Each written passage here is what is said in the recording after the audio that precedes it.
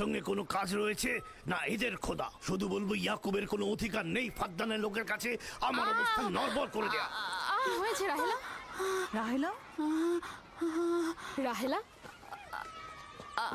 কি হয়েছে রাহেলা?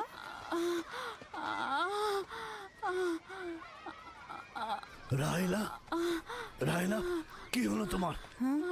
এমন করছো কেন? আলহামদুলিল্লাহ, মনে হয় সময় হয়ে গেছে।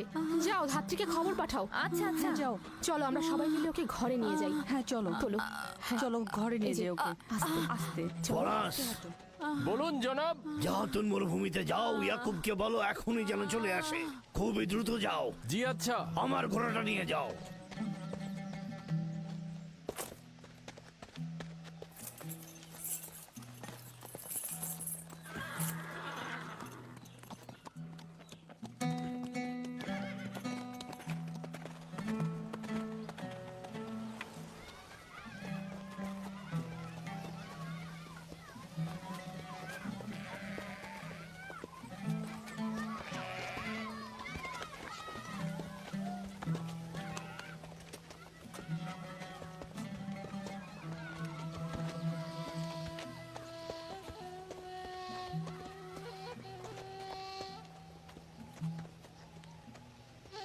রাখালেরা চতুষ্পদী প্রাণীগুলোকে হেদায়েত করে, আর নবুয়াত ইনসানদের হেদায়েত করে থাকে।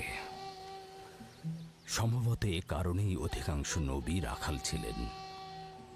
আমি ইসরায়েল ভেড়াগুলোর সঙ্গে আমার সন্তানদেরও মরুভূমিতে নিয়ে এসেছি, যাতে তারা হেদায়েত গ্রহণ শিখতে পারে। আমার সন্তান বনি ইসরায়েলেরা কেন ক্ষমতা ও পেশি শক্তিকে মূল দণ্ড হিসেবে মনে করছে?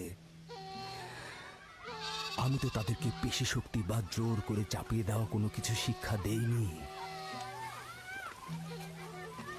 তোমরা কি শুরু করলে? তোমরা কি শুরু করলে? ওঠো, ওঠো শামুন, ওঠো। আমার উত্তরাধিকারী ও পরিবারের প্রধান সেই হবে যে খোদাকে সবচাইতে বেশি ভালোবাসবে। ইব্রাহিম ও ইসহাক ছিলেন সর্বোৎকৃষ্ট। তার মানে এই নয় যে তারা অধিক শক্তিশালী ছিলেন। শক্তি দিয়ে সবকিছু জয় করা যায় না।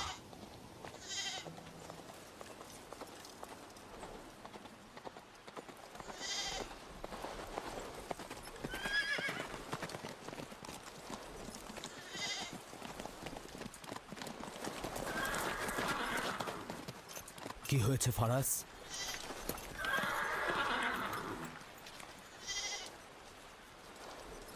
তোমরা ভেড়াগুলোকে নিয়ে আসো।